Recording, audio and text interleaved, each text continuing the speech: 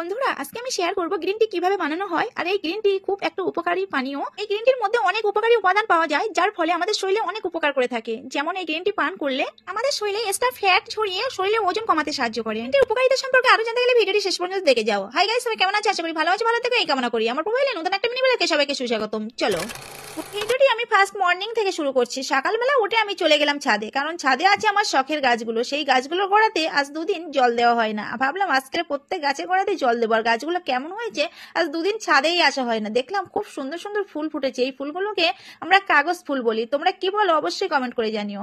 যাই হোক, এদিকে ছিল বেদানা গাছ, ছিল ড্রাগন ফল গাছ, এদিকে ছিল চেরি ফল, আম গাছ, আপেল গাছ, সমস্ত গাছ আমার ছাদে ছিল। এদিকে ছিল বেগুন গাছ।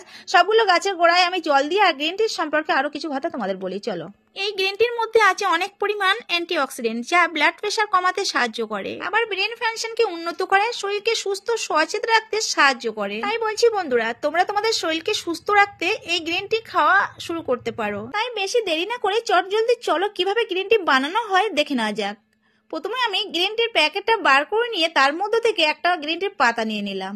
এখন যাব আমি গ্যাসের উনুনে, গিয়ে একটা প্যান বসাবো গ্যাসের উনুনের উপরে। বসানোর পর 1 কাপ মেপে তাতে পানি দেব, তাতে দেব কয়েকটি এলাচ আর দারচিনি দিয়ে গ্যাসের উনুনটা জ্বালিয়ে দেব। জ্বালিয়ে দেওয়ার পর যখন সেটা ফুটে উঠবে তখন একটা কাপের মধ্যে ঢেলে নেব। অনেকের আবার প্রশ্ন থাকতে পারে যে এই গ্রিন টি আমি খালি পেটে খাবো না ভরা পেটে খাবো। অবশ্যই যখন আমরা চা খাই অবশ্যই তো খালি পেটেই খাই, তাই না? সেই চায়ের নেশাটা আমরা এই গ্রিন টির সাহায্যে পূরণ করতে পারি। তারপরে সেই কাপের মধ্যে সেই পানিটা পুরো ঢেলে নিলাম। নেওয়ার পরে আমি এখন সেই গ্রিন টির প্যাকটা কাটবো।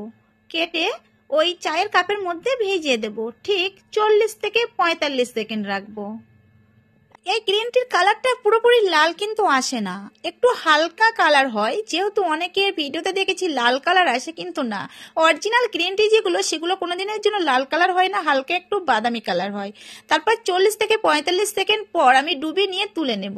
নেওয়ার পরে এই গ্রিন টি সাধারণত চিনি ছাড়া খেতে হয়। চিনি ছাড়া চা খাওয়াটা খুবই মুশকিল হয়ে পড়ে। আমি খেয়েছিলাম কয়েকদিন যাবত চিনি ছাড়া, শুধু এলাচ, দারচিনি আর এই গ্রিন টি দিয়ে, কিন্তু একটুও ভালো লাগেনি খেতে। সেই কারণে আমি এখন একটুখানি পরিমাণ মধু অ্যাড করে খাই। এর সঙ্গে মধু অ্যাড করে খেলে কোনো অসুবিধা হবে না। যারা যারা এই গ্রিন টি পান করো অবশ্যই কমেন্ট করে জানিও তারা কিভাবে খাও। আর যারা যারা এখনো গ্রিন টি খাওয়া শুরু করনি, নিজের শরীরকে যত্ন রাখতে, নিজের প্রতি খেয়াল রাখতে, নিজের শরীরকে সচেতন রাখতে অবশ্যই গ্রিন টি খাওয়া শুরু করতে পারো। বন্ধুরা, আজকে গ্রিন টি মোটামুটি আমার তৈরি। আর গ্রিন টির ভিডিওটি কেমন লাগলো অবশ্যই কমেন্ট করে জানাতে ভুলো না। আর যদি ভালো লাগে থাকে অবশ্যই বন্ধুদের উপকারের জন্য বন্ধুদের কাছে শেয়ার করতে পারো। আজকে ভিডিওটি এই পর্যন্ত। পরের কোনো ভিডিও নিয়ে আবার তোমাদের সঙ্গে দেখা হবে। সবাই ভালো থেকো, সুস্থ থেকো।